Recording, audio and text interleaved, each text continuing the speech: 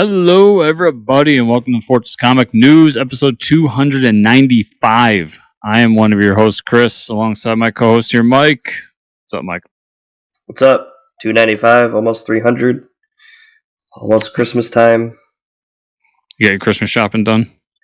Yeah, it feels good to be. I was done last week I bought and got the last present I think I'm going to get.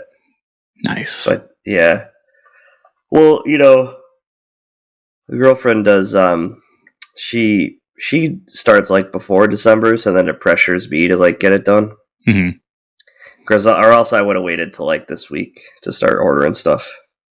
Oh, dude, my mother used to do it like nowadays. It's here's cash, but when we were younger, she would do it summertime, August, September. So hell yeah. Two of my favorite Christmas stories that I tell people. These are legit, 100% happened.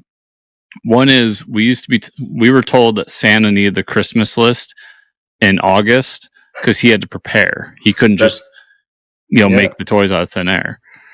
Makes sense. And then it wasn't always inflation, but if money was tight, my mom would have an excuse. So one year was literally inflation's high and Santa's tight too. So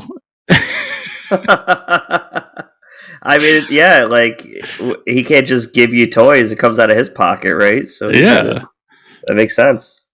Yeah. So at a young age, I was taught to hate inflation. Yeah, I was taught the way capitalism works.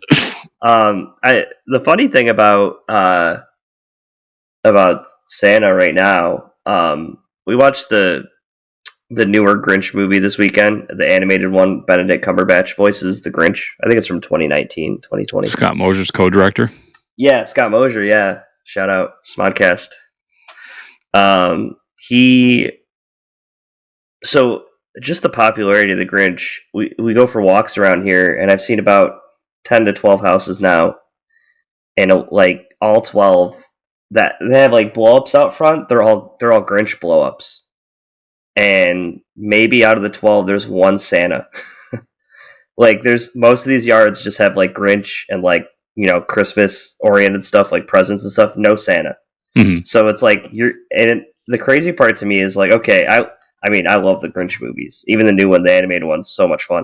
But you have a household of children too that are loving the Grinch more than Santa Claus. And then I started thinking about it, why are there so many Grinches? And I'm when you think about the character of the Grinch compared to Santa, what do we know about Santa? Yeah, he's jolly. He's just giving presents, and we don't know, there's no more depth to him than that. But the Grinch is a more realistic approach to the holidays of oh, people are happy, because we've all been there, right?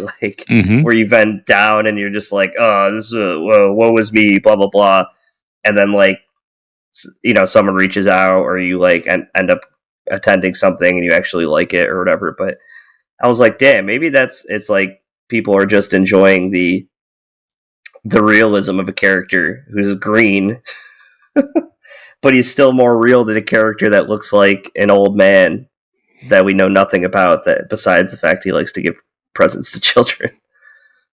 I don't know. It's pretty interesting to me. It's a testament to that story, because the story's been around forever. And we've had so many iterations of it, and yeah, it's just such a great Christmas tale.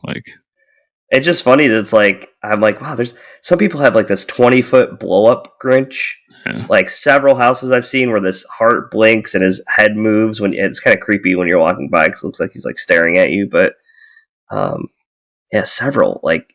It's one person has a whole Whoville set up on their lawn, no Santa stuff at all. I'm this is pretty awesome. So this is the first year in a while, because I'm single and I live alone, that I just I was I'm not going to put up Christmas decorations. Mm-hmm. I'm the guy who likes Christmas for those around me.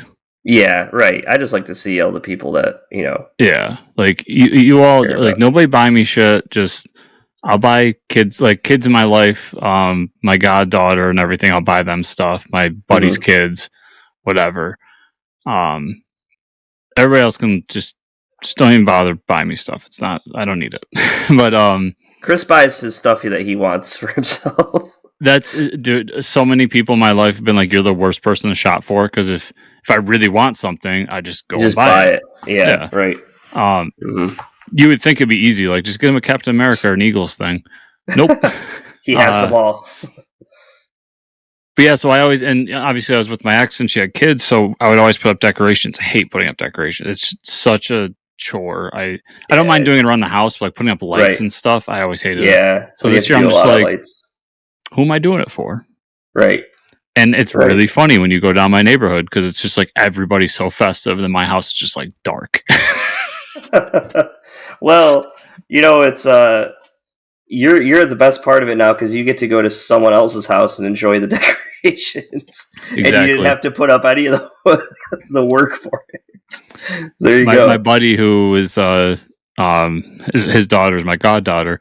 Mm-hmm. He's the one I'm going to this year. And he's like, yeah, come over and everything. I was like, cool. Like, come over. I'll eat your food. I'll make some dessert. Yeah. I found a recipe for it's an Oreo cake. Oh my god. And I even found like the molds for it, so you can make like molds that are shaped like the Oreo cookie tops. Yeah. So you make two cakes and you put like frosting in the middle. Oh my god. And yeah, it's made of just like crushed up Oreos, milk, sugar, anything that can give you diabetes. And then just like icing in the middle to make it look like a giant Oreo. And I'm like, I am making the fuck out of that. That sounds so amazing. That sounds awesome. I'll send you the video. It's great. I really want to make it for everybody. I want to see. Yeah, you got to show me the picture of it when you're done because the fact of like it just looks like a giant Oreo makes me very happy. Yeah. I wish I was having that. I mean, we've been making so many cookies these last. Oh my god, I've been eating. I probably am on the verge of diabetes from all the cookies I've been eating. I've been on a cooking rampage. Oh yeah, yeah. Like just back to learning how to make stuff I've never made before. Mm-hmm. Like made chicken noodle soup from nothing but a chicken and water. That's crazy. You're a madman. It was. Other than the fact that I fucked up the noodles, I got the wrong kind of noodles. Uh-huh. It was really good, and I came out really well. I can't do it again. And made like this amazing steak with like a fucking whiskey garlic butter glaze on it. Oh my god, that was just heavenly. It sounds amazing. Yeah, like so I've been having fun doing that again. Chef Runt over here, watch out, everybody. He can cook, ladies. Yeah, watch out. He can do it all. Yeah, I get that though. Especially like the winter time too. Like you could take a little more time to like sit there and do all the prep work and yeah. But anyways, I mean, we should probably talk a little bit about comic news today. I don't know. Maybe. I mean, it is the end of the year though. I mean, we like to fill the time with a bunch of bullshit. So I don't know. You could. I will talk about. Did you ever get the Marvel Advent Calendar? No, I could never find it.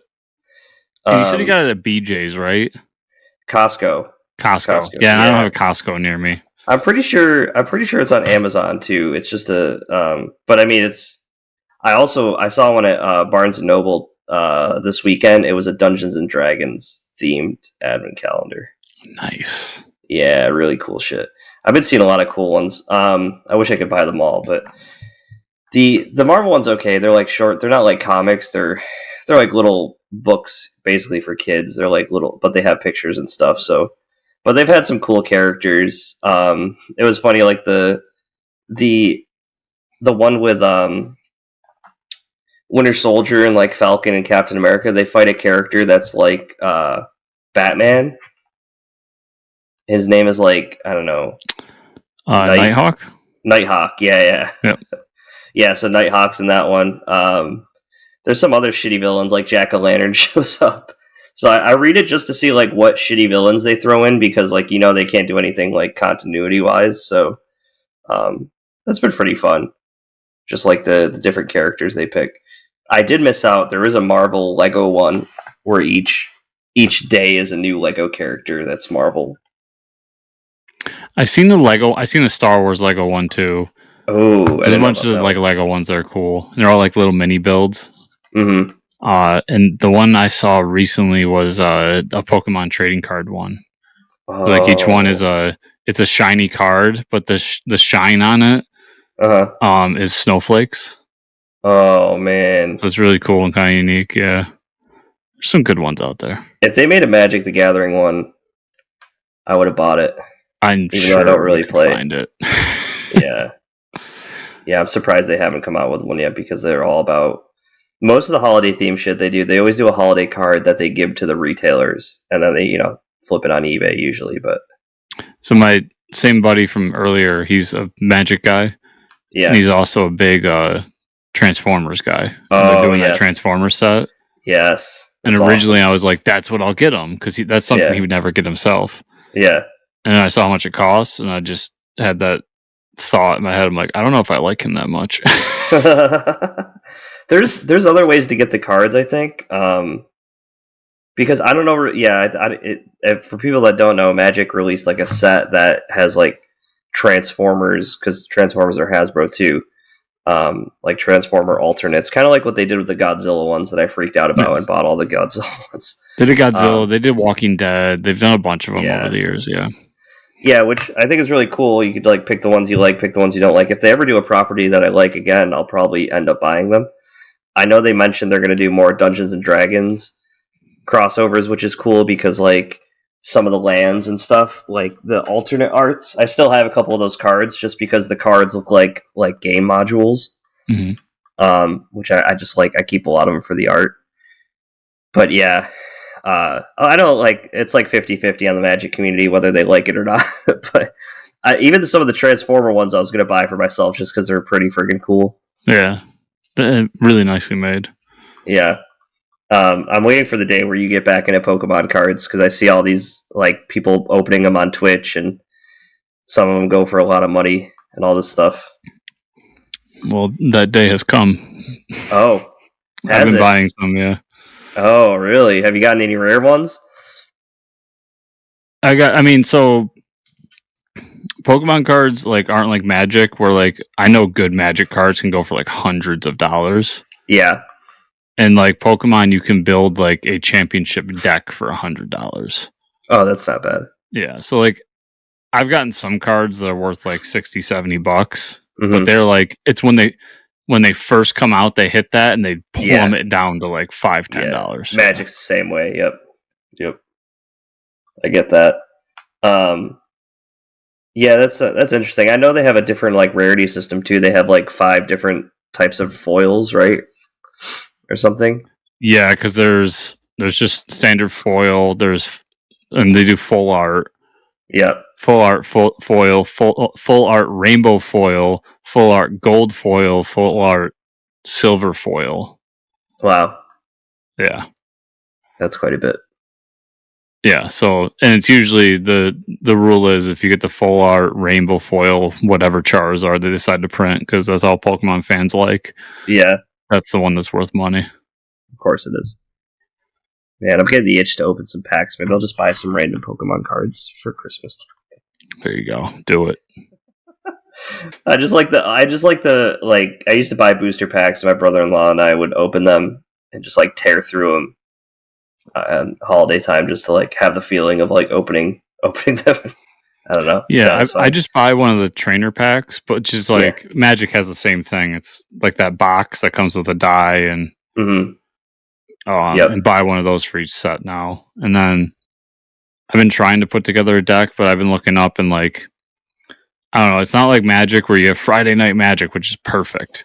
Right. Friday night's the best night. Like around here, it's like Monday night Pokemon. Like I'm gonna drive 45 minutes on a Monday night at 7 p.m. when I have to work the next day. Like probably not. Yeah. I don't know. It's like good and bad if I start buying them because then I'll like want to get into it, but maybe. I have a tendency to just like once I start buying, then I don't stop. I'm bad about that. Yep, that's the addiction. Yep, started with comics. All right, we'll jump into the news now, I guess. Funko has revealed the first official look at MODOK. in Ant-Man 3. It looks like a lot like the leaked concept photo from earlier in the year. Yeah, it almost looks like he has a helmet, right? Or something. He's all mechanical. Like there's no human face. I almost wonder if there's going to be a reveal that like the face comes off or something. It's words of a friend go through my head with this because I'm not happy about it. Like it's not good. It's right. I don't care what anyone says. But it's something someone said to me when Black Widow came out, and I was kind of like, Taskmaster was kind of lame. Yeah. Like in the movie it was woman. So she was like very badass in terms of like her action sequences and everything. But like one of the things about Taskmaster is in the comics is he's like kind of witty and like talk shit. Right. He didn't do that, and I was like, I was like, the look was cool, they was spot on, but like just that attitude and everything wasn't there. It was disappointing, and he was like, yeah, but he's gonna or she's gonna be in like 3 or 4 movies. So like, think of the other characters who, when they were first introduced, you're kind of like, oh, they got it like just there, but they're missing something, and then they eventually add that in. And I'm like, okay, yeah, that makes you make a lot of good sense. So maybe, I mean, I think the only thing that could save me on this one, because I think he's a one-off character. I don't think he's going to come back. But if he does come back, and it's like at the end, they like punch MODOK, and like that's a mask that reveals the human face under it. That would be kind of cool as a reveal. Yeah, but they have to be doing something with it. I feel like we're not just gonna see him once. I feel in my gut that it's just a one-off, like not even a main villain. It's like a side villain. It's crazy to me they can do the Hulu show where like they got it all right, and then they go to this where it's like there was a disconnect there, and I don't know. Usually Marvel's good about that stuff, so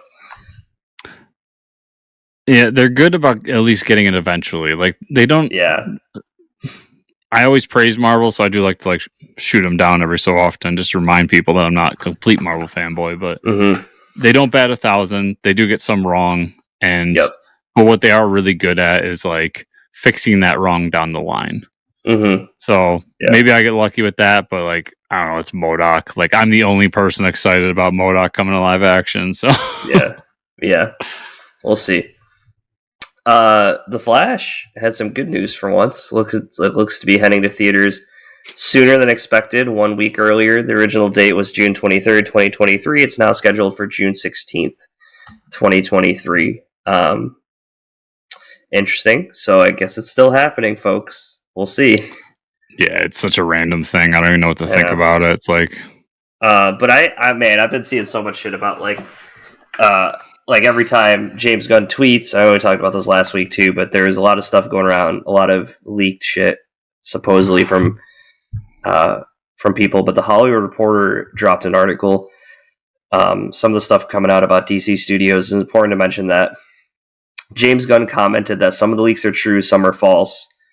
But within the leaks, Man of Steel 2 is not coming, and that Henry Cavill will not get a long-term extension to play Superman. Also, that Wonder Woman 3 has been canceled. Another possible casualty as a sequel is the recent Black Adam movie, which we know tanked. This could be WB execs as Black Adam seems to have flopped. Yeah, tanked in the theaters, has yet to make its money back. So there's a lot of things going around here. The crazy thing about the Wonder Woman one was, and James Gunn has been very outspoken about this, he doesn't like lazy directors. So what that means is like the rumor was that Patty Jenkins she turned in a script that was just notes, and then like the idea is like you shoot the story as a director, and James Gunn is always about like writing out the entire script and then shooting the movie. So there was some rumors that like, and then it came out that like James said that they passed the script along to one of the executives, and they said no, this is going to be awful. And then Patty Jenkins came out and said something else about it. She was, I don't know, a little upset, it seemed like. But I mean, if Wonder Woman 1984 is a testament to like what we're going to see for the character, I almost have to assume this third movie was a heaping pile of garbage. I started looking into it, and so to my knowledge, I mean, Patty obviously did stuff before Wonder Woman, but like Wonder Yeah. Woman was her big thing. Like that's her Right. first big feature length movie. Yeah. And I'm sure that it was like not only noted to death, but there was like somebody over her shoulder the whole time, like Oh yeah. making sure. And I don't know if she wrote it or not. I didn't look up that far. Yeah. And obviously, that movie up until the last like 10 minutes is a wonderful movie. And then 1984 came along, and like everybody's so excited, and she's kind of left to do her thing because she gained trust. And Right. I'll say most people didn't like it. I mean, Yeah. I mean, this is what that's it the is. feeling I get out there. Yeah. And then to come into my world, she was announced to be the director and writer of Star Wars Rogue Squadron. Yeah. And anyone who knows Rogue Squadron's history, like that's a big name to be a part of in Star Wars lore. And that not only that movie kind of disappeared over the years, I started looking at the reports of what happened with that. Like she was kind of like pulled away and then given people to help her along. So obviously there was some issue with her there too. And we don't even know what that movie's going to come anymore. Yeah, I forgot that was even announced, dude. They kind of like silently pulled that away. Yeah, trust me, I did not, because I love those Rogue Squadron video games. Yeah. And yeah, and then this pops up, and I was kind of like, now they say Wonder Woman 3 is canceled. When you read deeper into it, yeah, it's canceled in the state that it's in. It seems like Gal Gadot is going to continue as Wonder Woman. There will be a Wonder Woman 3. It just will not be with Patty. Yeah. So it seems to me like Patty hit one home run and then has just been striking out since. Yeah, and I mean that's part of this article. And then like there was other stuff that like Aquaman will be done after this next movie or something, and that like what's his name might go on to play Lobo. So there's like a lot of different rumors happening. Possibility that the Batman Beyond movie that was in the works is now scrapped, which is, I've been saying this to everybody, for me, like that's the golden arc of DC for them to get to that. And if they're scrapping, sorry to keep interrupting you, but if they're scrapping that, but that leads to a better DC studios, like movies as a whole are better, I can live with that reality. Yeah, me too. So I mean, I like these are the necessary movements that should have been made like 5 years ago, where it's going to hurt some people, but like it's like we've been saying, like just pull the rug out now and like, you know, rip the Band-Aid off. It's got to happen sooner than later.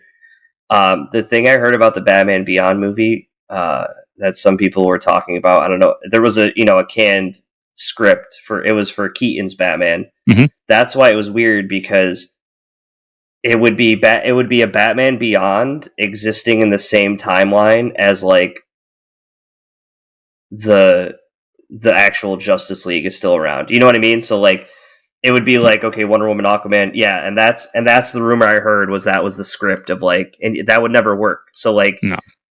If that was the Batman Beyond movie we would have got, Chris, I know you and I would have been so mad. I would have been so disappointed. Yeah, they have the perfect opportunity to take that Keaton world and just make it a cyberpunk sci-fi future, and keep it separate from everything. Like he could come over through the multiverse if you want. I'm fine if that happens. Yeah, right. But like the world could be separate. You don't need McGinnis and like a younger Batman hanging out together. Yeah, like listen, that's happened in the comics and it's fun. But like it's a he comes back in time thing, and you could do it as like he jumps the multiverse thing. Like sure, but hold off. Like we got some other shit to fix. You know, I do like the fact how James Gunn has been really open and like talking about it. He seems to really care about the characters, and I hope this is a step in the right direction. Yeah, the Man of Oh, go ahead. You're going to go the same place that I was. Yeah, the Man of Steel thing. Mm-hmm. We'll see.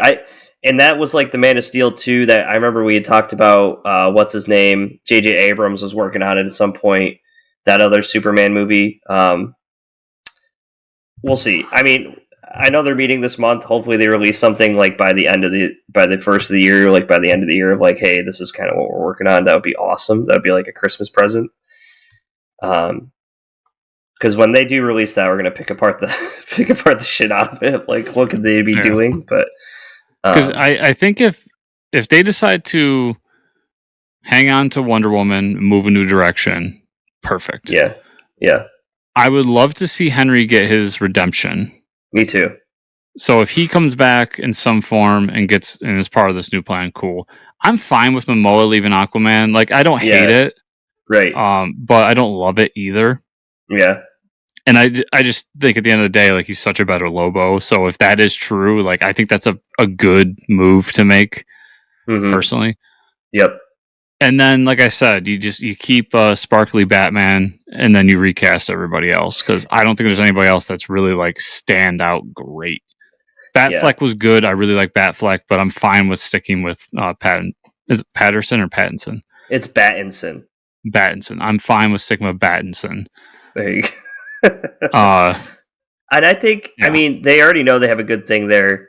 That's like a solid framework to just build around that, and that's why that's the one thing they've been outspoken about is like, we're not touching the Batman. There's those things are still going on. They're still happening.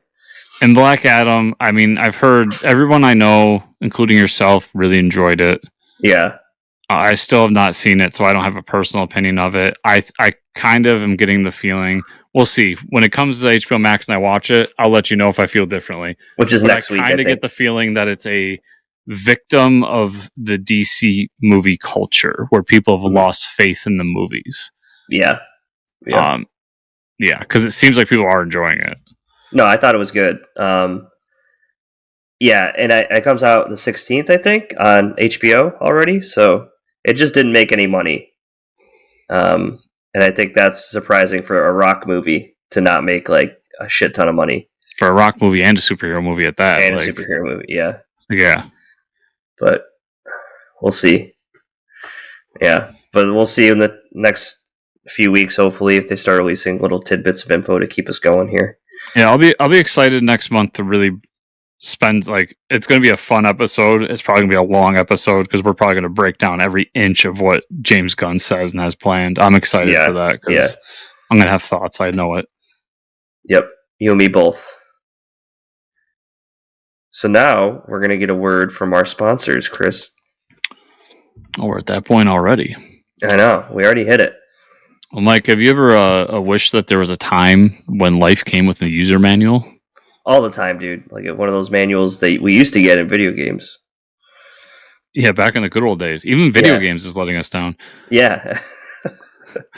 Well, unfortunately, Mike, life does not come with a user manual. So when it's not working for you, it's normal to feel stuck. Therapists are trained to help figure out the cause of challenging emotions and learn productive coping skills, which makes therapy the closest thing to a guided tour of the complex engine called you. So our sponsor today, BetterHelp, has connected over 3 million people, soon to be 9. Make it 9, everybody. Make it 9. With licensed therapists. It's convenient, secure, and accessible everywhere, 100% online. So everyone knows therapy is just a great thing. It's not just about your physical health. Your physical health is important, but your mental health is just as important. Myself, people I know in my life have all dealt with issues from depression, anxiety, to just shitty mental issues throughout their life. And having someone to talk to, dealing with that trauma, dealing with trying to learn coping skills, self-empowerment is huge. Like, go do it. It's important.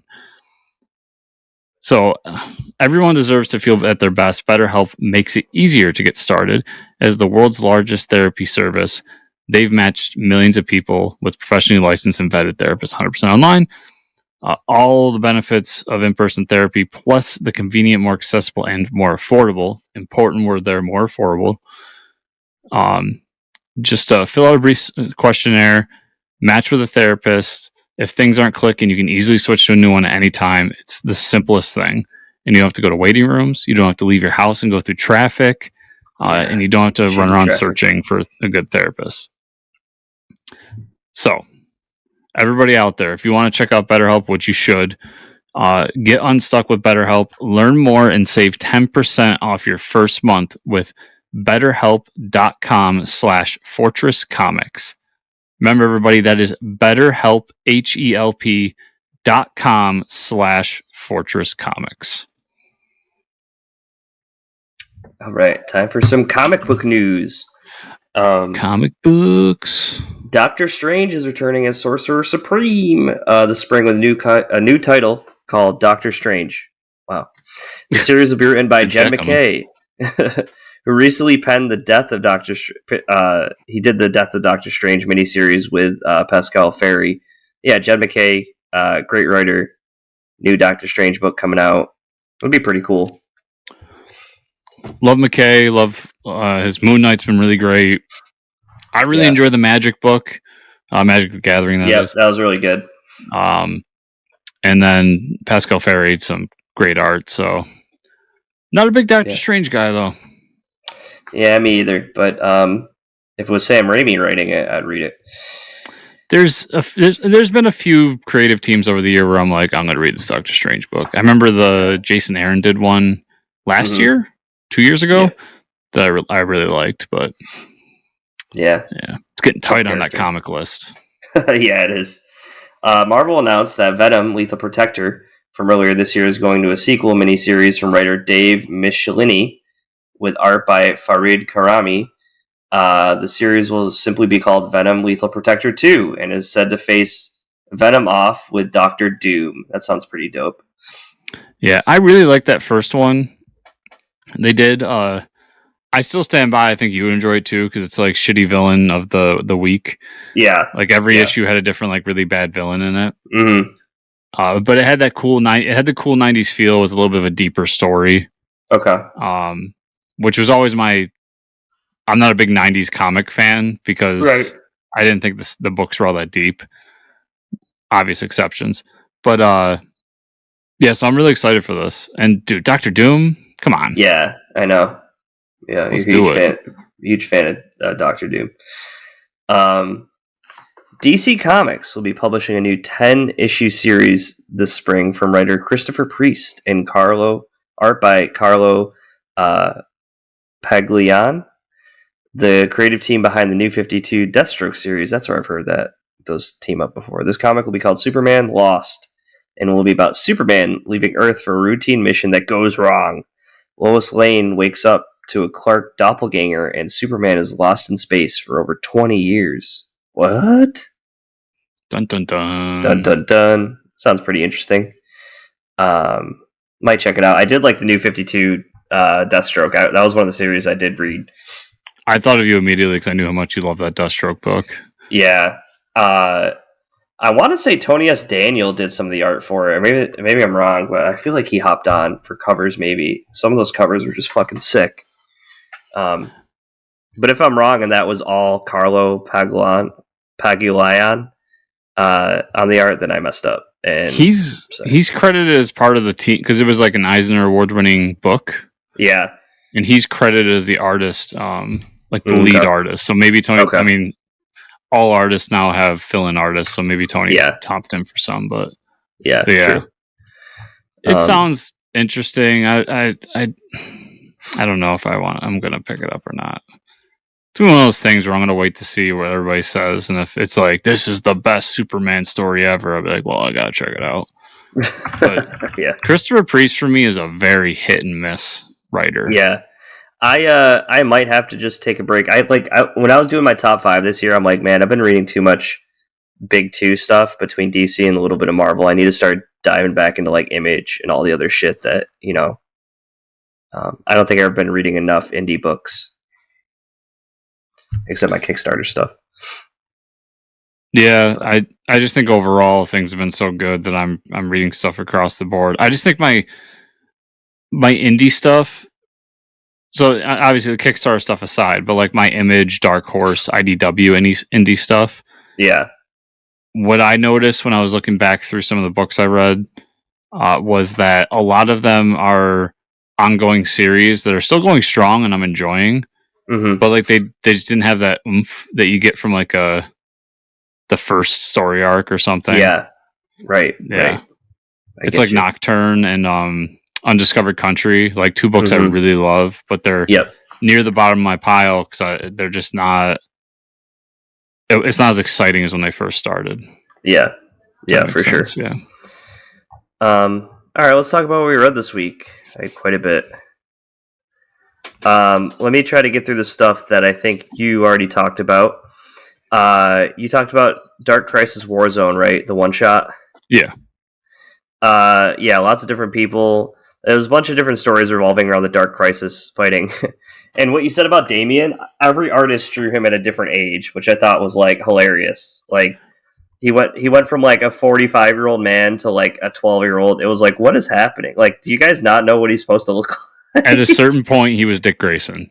Yeah, at a certain point, like we changed to one of the stories, and it's like a 45. He's got like a 5 o'clock shadow. I'm like, what's going on? Yeah. Yeah, so I understand that. It was really confusing. And then I think the next tie-in book, they have him like on the cover and he's like an adult, and I'm like, what the fuck is going on? I've got it over there. I haven't read it yet, but yeah, it's weird. Okay, Sergeant Rock, Army of the Dead #3, had to catch up on that. Love Bruce Campbell. More Nazi zombies getting killed. So, nothing else to see there. Love it. Dark Crisis, Worlds Without Justice League, #1, Spurrier and Ryan Sook on the art. You nailed it. This was a really good book. I had to catch up. That's the Batman one, right? Yeah, cool Batman story where he's split into like two consciousness, like two people, and then like it's just a reiteration of like Alfred like trying to separate their minds and keep them safe from each other. It was pretty cool. The second story with Zatanna was cool. She gets saved and then fights with the Justice League and the Dark Crisis, but also she has this like Starman look to her. You know how Starman's costume and like back in like the Jeff Johns JSA was like it had like that black with like the stars on it. Mm-hmm. Her costume kind of looks like that, so I wonder why they must have made it like that specifically for a reason. Deceased, War of the Undead Gods, Tom Taylor, Trevor Hairsine on the art. I don't know what number this was. 6, I believe. 5. I think it was 5. Okay. Heroes and Guardians fighting over if they should save or kill the infected zombie people. Then Darkseid shows up with his yellow ring, this fucking awesome art page. And then Mixapitalik shows up and he's like, now he's going to get involved. It's crazy. They're pulling everybody out. All the big bads are coming. So Superman punching Ganthet was my favorite thing.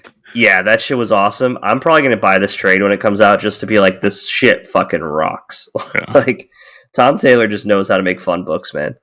The hardcovers for the whole Deceased series are phenomenal. Like, oh yeah, if you're going to buy them, I recommend those because the design on them is so cool. Dark. Oh no, I talked about that. Batman 130, Zdarsky and Jimenez.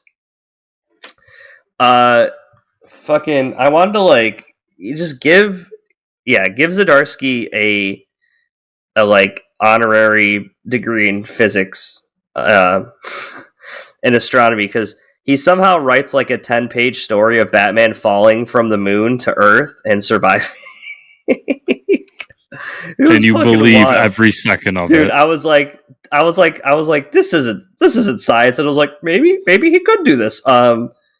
Fucking awesome. This is what you want out of a Batman book. Him like just the monologue to himself as he's falling from the moon to Earth was like, is this really happening? This is how you do a fucking book, man. It was really good. I thought it was like just the right amount of like, this is fucking ridiculous to where he's like taking it completely seriously. And dude, this is what I was talking about when I said I want like Alfred to stay dead for a while. Yeah, because just the fact that like Alfred's not there to help him, he has to depend on himself, and all, it's so good. Yep, it is really good. And then he gets blasted by Failsafe and ends up somewhere. Like Failsafe, I thought he first like vaporizes him, but he didn't. He transports him somewhere, maybe because he's like lying somewhere at the end of the issue. Yeah, and once again, this is Zdarsky's been doing a great job of like calling back to old story arcs. Mm-hmm. It's very reminiscent of Batman R.I.P. Yeah. Oh, true it is. Yeah. I didn't think about that. I wonder if Deadman or anybody's going to show up. Well, Zdarsky did kind of say on Twitter that, Bruce isn't dead. So, yeah. Oh, okay. Yeah, that's true. I didn't think at any point they were going to kill Bruce, but... No. But this is still fun either way. Monkey Prince number 9, Yang and Chang. Monkey Prince in Metropolis, dude. His mom gets like fucking her neck snapped working the lab for Lex, which is like, holy shit, this book got fucking brutal. So they get like his grandfather involved. This is the mother's father. And he's like trying to heal, and it talks about like swapping her brain into another human and all this shit. And the dad is like, no, we're not doing that. And like I'm like really confused. And then like Monkey King has this fight with Supergirl where he's like hitting on her. It's pretty hilarious. Yeah. And then we find out his fucking grandfather is Ultra Humanite and like busts through the house and is about to like fuck up Supergirl. This book was awesome, man. I loved the grandfather. Yeah, that was the best part of the book. We need more of him. Like that's how. Yeah, that was crazy. Dude, when he's talking about like switching her brain, like we can just put her in a new body, like change her consciousness or whatever. And I'm just like, it's like I can find you another blonde. Well, I was gonna say, like, I love that moment because I'm sitting there going like, what the fuck is going on? And then he says the line like, we can always just dye her hair blonde too. Yeah. And I'm like, what? Yeah, it's wild. I absolutely love Monkey Prince.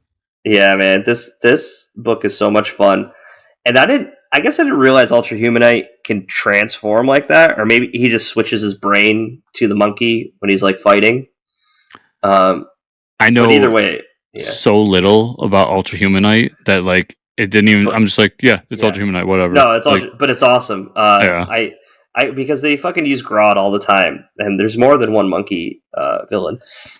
Speaking of which, to go back to Gunn, did you see like he was talking about how like he's not going to go by the gorilla rule? Oh, really? Yeah, he's like, no, we're going to use gorillas when we want to. Oh, hell yeah! I mean, they did in Peacemaker. Yeah.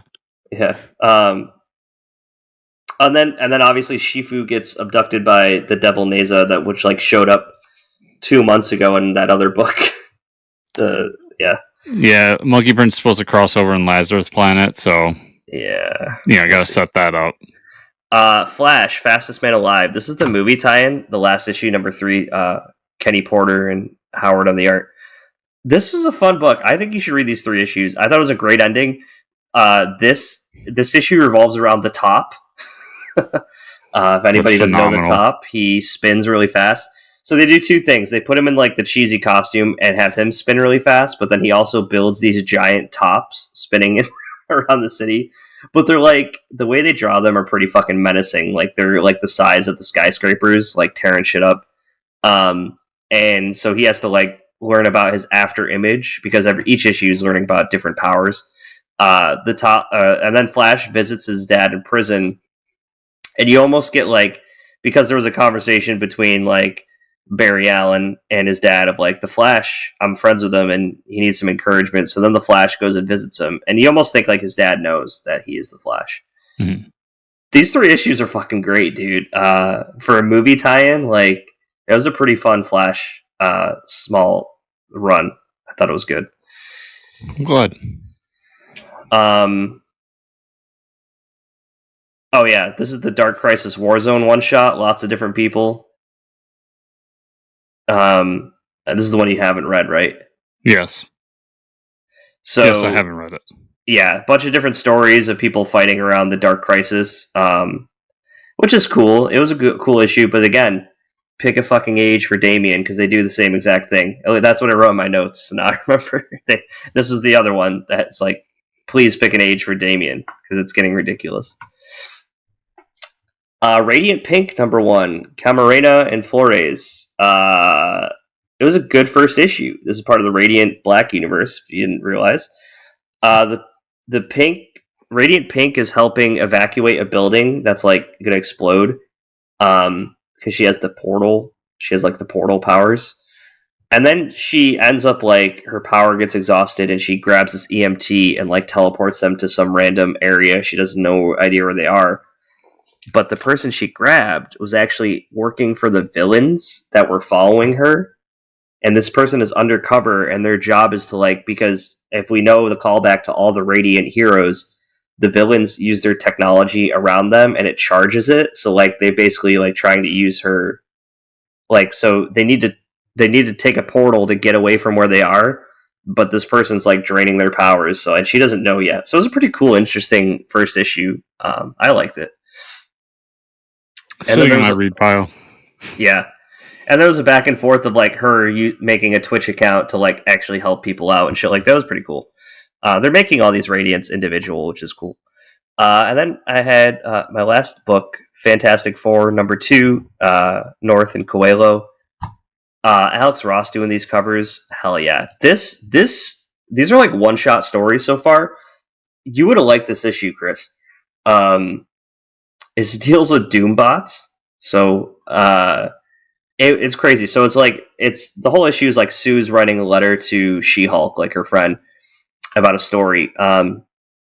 Her and Reed Richards are like out to eat, and then something happens. Like everybody in the diner turns to Doombots, and they go to fight them off, and the cops show up, and everybody's human again. So they go down this rabbit hole of like there was this old woman that Doctor Doom, when he was Victor on Doom, right? When he was a kid, this old woman helped him out. So he made a Doombot like directive to protect this woman at all costs. Which what that meant to the Doombot was like eventually this old lady passed away. And what happened was the Doombot like opened up and like created an exoskeleton. So like there's part of the issue where they open up the Doombot and there's like an old lady's like fucking skeleton in there because like she fell and hurt herself. And so like it keeps her memories and everything and keeps her like that person. But like there's like a dead body in there. It's really fucked up. Jesus. Yeah, it's a crazy issue. And then everybody around her is Doombots because their directive is to like protect her. So what they do is they kill all these Doombots and they think like, okay, like, and then they have like this existential thing of like, we just killed like this whole community.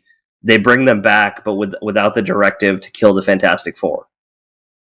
And that's like where they leave off. Fucking crazy. Like you should just pick that one issue up and read it. It was like mind blowing. I'm like, these last two issues have been really good. Like one shots for Fantastic Four. I'm really enjoying this series.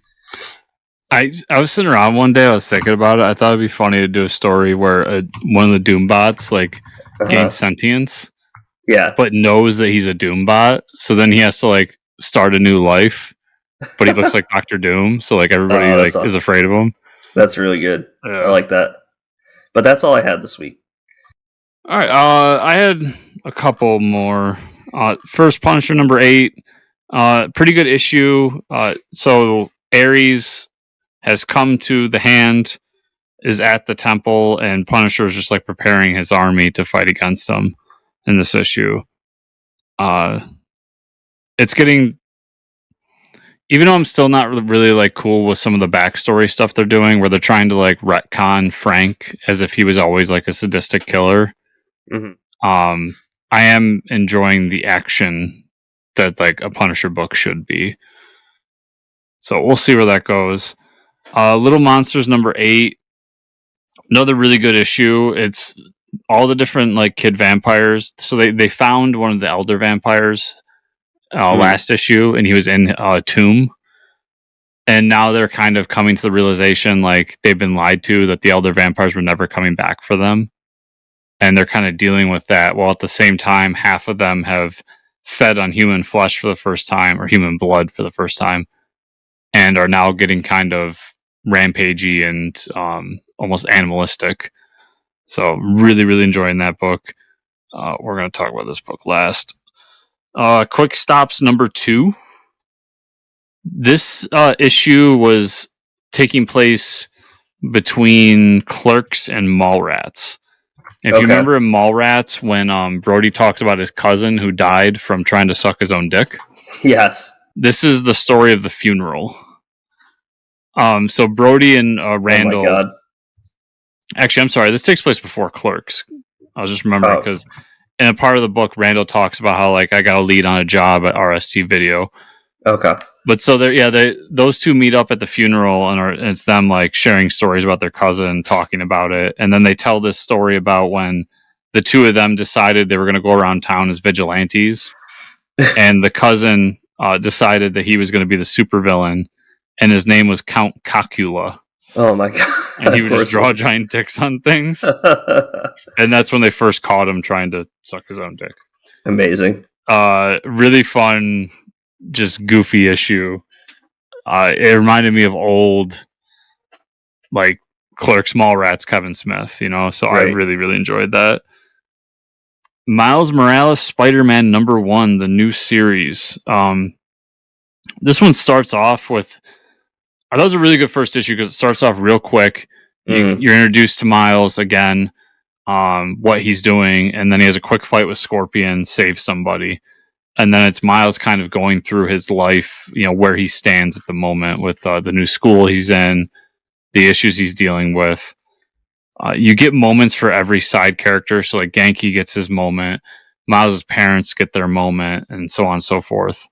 And then you get introduced to like another like villain, another shitty villain at that, the Bumbler, Okay. who's a bumblebee.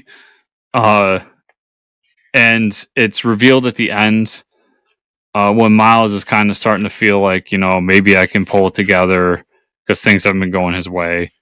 And it's revealed at the end the woman that he saves at the beginning of the issue has actually been kind of stalking him and knows about his secret identity. Oh boy.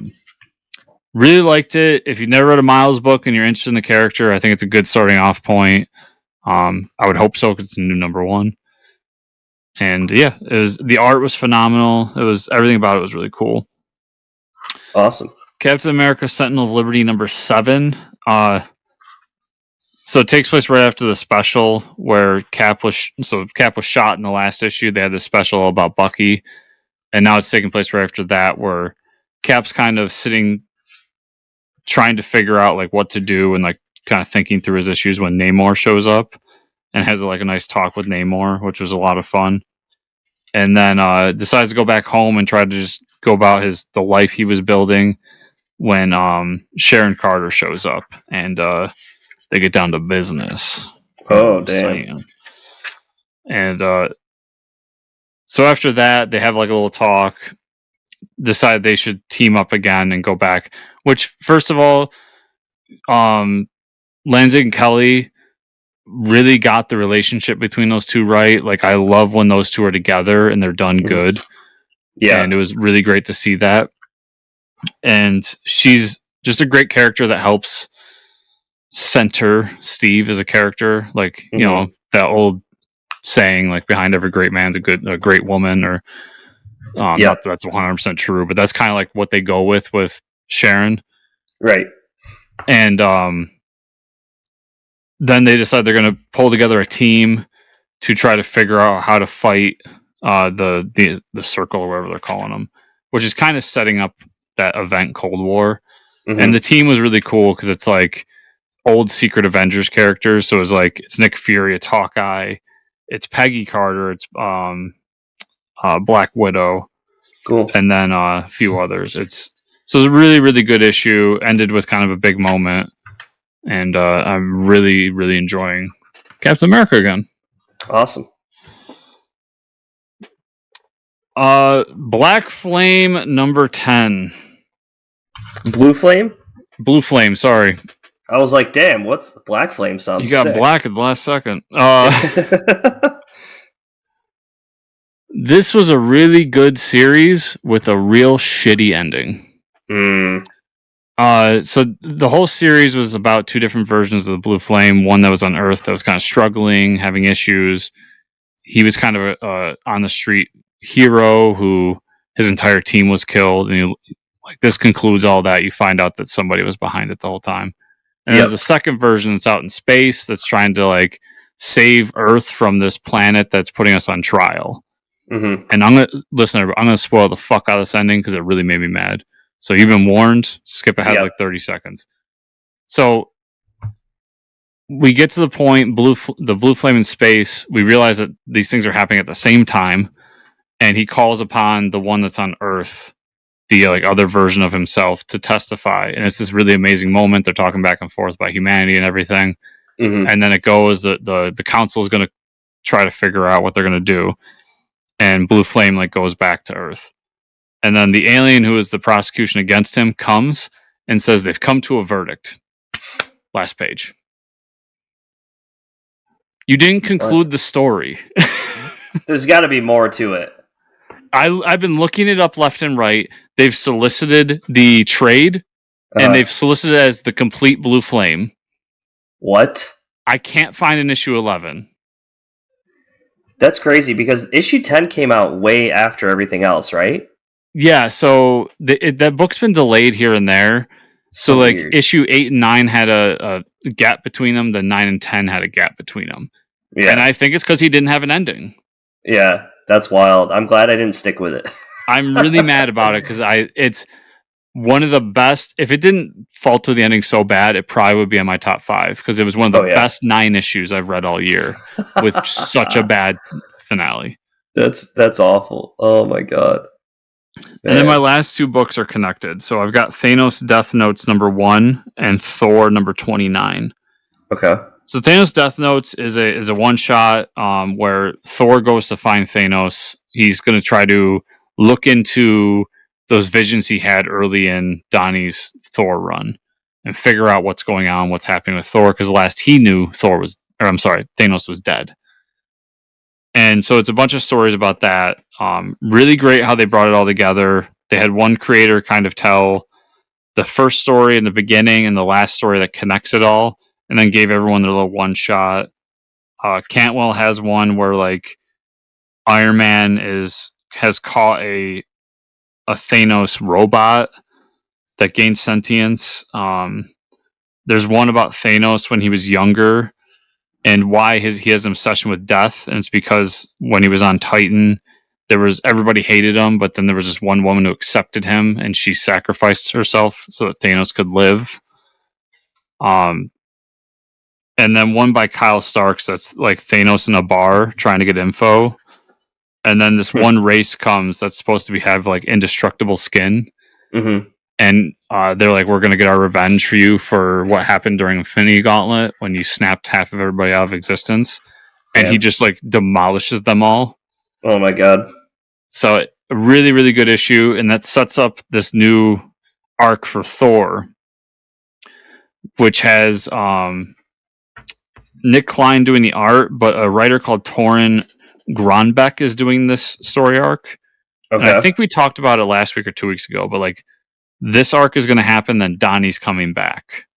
Nice. And I'm happy because I really like this story. I think the writer did an amazing job of keeping Donnie's flow and doing something really cool and unique where it's all about Thor as a not really a legacy, but as a god, like going back into some of those like ties in Norse mythology and everything, and kind of weaving it in with Thanos. And Corvus Glaive shows up here to grab a little girl that's Thor's daughter, and Thor has to go on this mission to find her in a realm that is supposed to drive gods mad if they go into. But he knew of one god that's been there, so he goes in with them.